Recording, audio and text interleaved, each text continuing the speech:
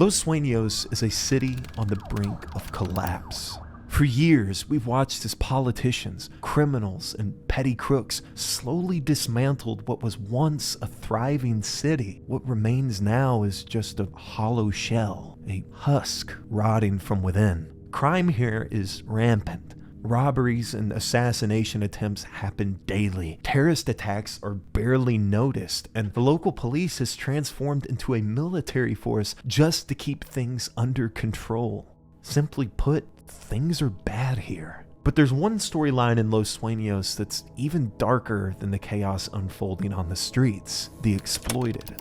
Ready or Not's exploited storyline takes us deep into the city's underworld, where we uncover a horrifying child pornography ring operating in the shadows. Our journey begins with a raid on a popular online streamer's house, and what starts as a standard investigation quickly turns into something much darker when we find CSAM on his computer. Following this digital trail, we'll discover that much of this illicit content is being downloaded from a private server hosted by a major nearby tech company. So, with a warrant in hand, we'll gear up and prepare to take on the next chapter of this disturbing investigation: infiltrating the Mindjot data center. But before we get into all of that heavy stuff, I think that this is the perfect opportunity to introduce you to today's sponsor, Warhammer 40,000 Tacticus. I'll keep it real with you, I'm typically not a big mobile game guy, but after taking the time to sit down and play Tacticus and experience it, I think that my perception of mobile games has finally started to expand. For those who are unaware, Tacticus is a top-down, turn-based experience that is incredibly fun to play. My favorite part of the game, though, are the RPG elements it has. Upgrading and leveling up your character and decking them out with bigger and better gear has never felt so satisfying. And there are countless different campaigns and missions that will keep you invested in playing the game consistently. Now, I'm just going to let you in on a little secret here, okay? Just a little forbidden wizard knowledge for your afternoon. If you go and get the game right now and use code HELLOFEB, you'll get 2,000 gold and 50 blackstones completely for free. So if that sounds like something up your alley, be sure to check out Warhammer 40,000 Tacticus today. I'll have a link for it down in the description below. But with that being said, let's get back into today's video. Before we arrive at the data center, our briefing gives us a disturbing update. The building is heavily guarded. These aren't just some simple security guards either. These are men that are outfitted with weapons and gear that far surpass what we're accustomed to seeing. Someone with deep pockets has made sure that they're equipped for something much larger than simple security. We're also told that this facility has recently been hit by a series of robberies, some even carried out by criminals posing as police officers. In one shocking incident, a guard was even kidnapped and murdered after a ransom demand went unanswered. And with this, it sort of becomes clear that the criminal network surrounding this data center goes much deeper than we initially suspected. We can also find a picture in our briefing that seems to imply that Mindjot is at least partially involved in illegal weapons trafficking. So it's starting to seem like these guys are involved in just about everything bad. As we begin to process this new information, though, we need to remind ourselves of our true objective. We're not here to investigate robberies or guns. Our mission here is to uncover the exploitation of children. As we make our way towards the building, we begin to notice some different points of interest outside. On the front and western sides of the building, we can see large banners hung from the roof, which advertise cheap servers and PCs for sale. It's worth noting here that Mindjot is going out of business, and as a result of this, they've taken to downsizing and selling off some of their servers in order to stop the financial bleeding. On the eastern side of the complex, we'll find a box truck, which is currently being packed with these servers. And while most of these are certainly going to legitimate tech companies, we can't help but wonder how many are a part of this underground CSAM operation. Upon our entry into the building, we'll find ourselves standing in a waiting room, and this is likely the first point where we'll find ourselves engaging with Mindjot's security team. Now, as I mentioned before, these guys are heavily armed and are already wary of police, so we probably shouldn't expect all of them to surrender peacefully.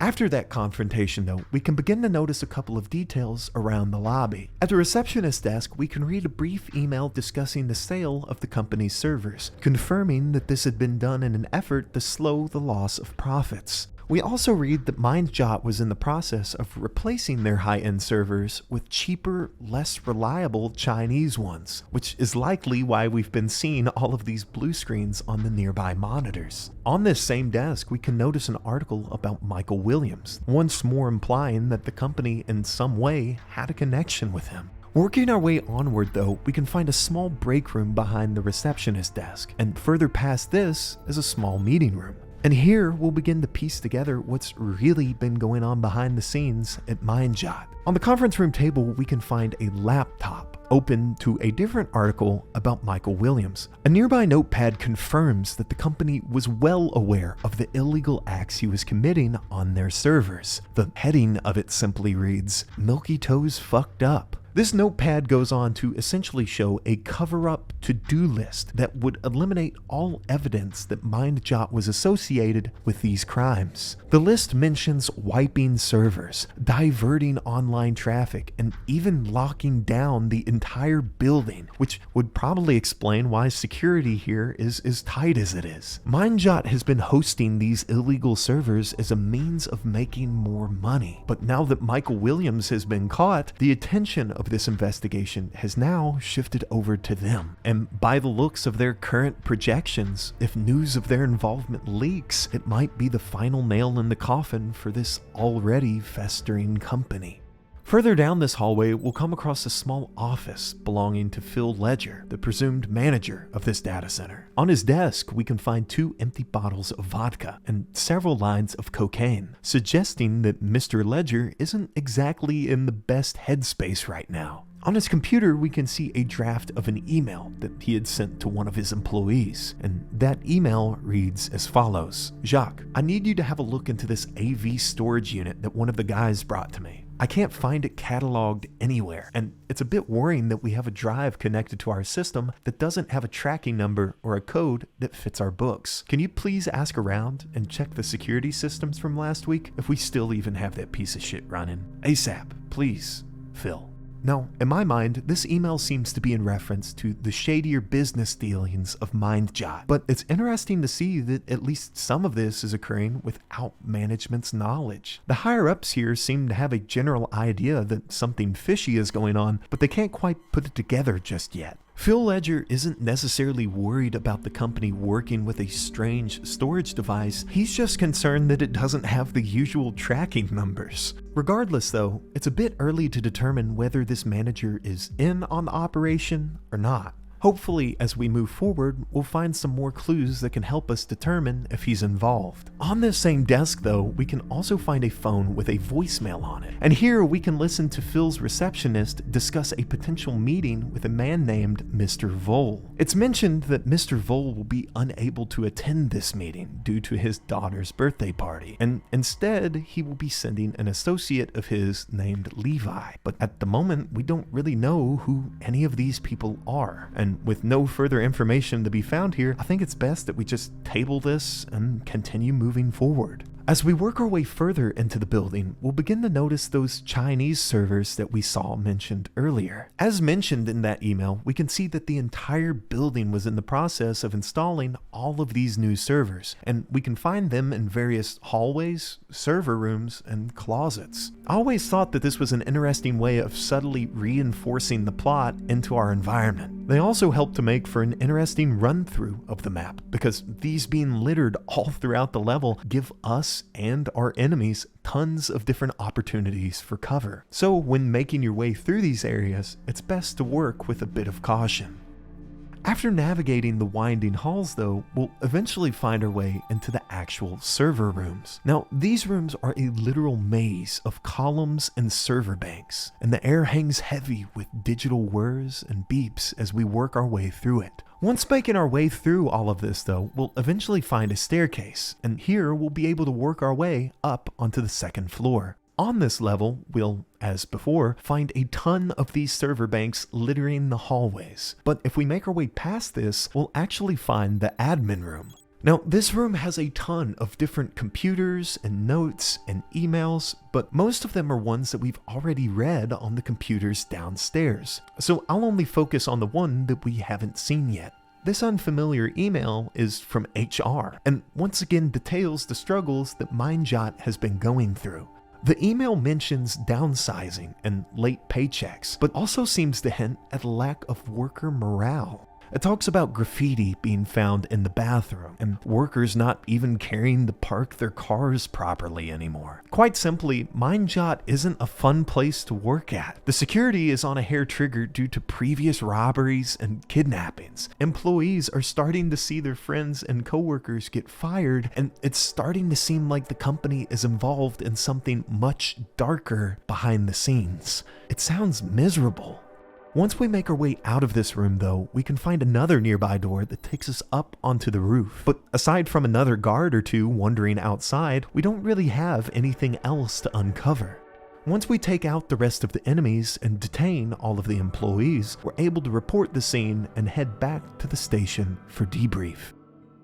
Now, more often than not in this game, our missions have had some sort of big reveal towards the end of them that helps to better contextualize the situation, but this level simply doesn't. And after playing it, it's left us with more questions than answers. Luckily though, now that we're at the station, we can take a look at some of the evidence that was uncovered after we finished sweeping the scene. And I believe that this evidence is the key in understanding what was really going down here. The first piece that we have to examine is that storage unit that we saw mentioned in Phil Ledger's email. And sure enough, if we inspect this unit further, we can see the initials AV scrawled on the side, as well as a sticky note which says, "At request of user, propagate multiple backups to Mindjot servers and to physical storage. Requires approximately a 250 terabyte drive. Content of this storage unit set includes a multitude of encrypted images. Treat sensitively." And given the fact that we were sent here in the pursuit of CSAM and that this is one of the drives our evidence team recovered, I think it's safe to assume that this storage unit is filled with CP.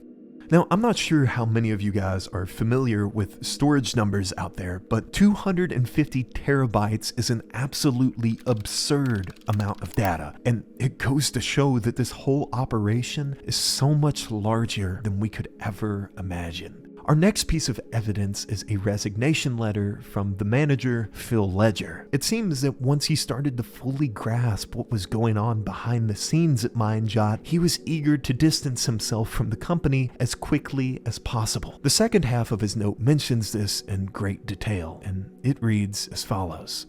"I have recently become aware of some troubling practices that have led me to question the ethics of the company's operations. Specifically, I have reason to suspect that Mindjot is being used for illegal activities, including the facilitation of prostitution, trafficking, and exploitation. While I have no direct evidence of these activities, I have observed a pattern of behavior that suggests the company is not operating within legal and ethical boundaries. I cannot, in good conscience, continue to work for a company that may be involved in illegal activities. I believe that it is my duty to report these concerns to the appropriate authorities and to distance myself from the company. Do not reach out to me. My last day will be the 10th of February, 2025. Sincerely, Phil Ledger." So between this letter and his previous email, it's clear to see that Phil was starting to see through the facade that the company was putting up. And although he had nothing concrete to support his claims, he had a good enough moral compass to tell him that it was time to leave. Very seldom do you hear stories of good people in this city, so it's a bit refreshing to see that there are still some folks here that can differentiate right from wrong. Our final piece of evidence is a ransom note that was left by the kidnappers of that Mindjot employee. As I mentioned at the beginning of the episode, one of the Mindjot employees was captured while he was off duty and was held for ransom for some of these illicit server banks. It seems like these demands were never met though, and it resulted in this employee being killed. And to make matters worse, his kidnappers and murderers were never caught. But this ransom note doesn't really provide any information about our current investigation. It sort of is just its own separate can of worms. So, for the time being, I'm just going to disregard it and focus on what we know here for certain. After our investigation, it's obvious that this underground CP ring goes much farther than we could ever imagine. An unknown individual with the initials AV seems to be the one pulling the strings, but at the moment we have no clue who that person could be. We also don't really have an idea of how far this thing reaches. After all, if some random online streamer was able to get his hands on this server, then any other person could too. It's a scary thought, but in a city this large and corrupt, this is a crime that could literally implicate thousands of people. If Los Suenos has taught us one thing already, it's that appearances are not always what they seem. These sort of things run a lot deeper than what we notice on the surface, and sometimes that justice that we crave doesn't come all at once. For now though, all we can really do is continue to investigate and hope that we can eventually bring this operation to an end. With all of that being said though, I just wanted to quickly remind you guys to check out Warhammer 40,000 Tacticus today via my link down in the description below. You can use code HELLOFEB to receive 2,000 gold and 50 blackstones. But with that, thank you so much for taking the time to watch today's video. You know I love you. I'm out.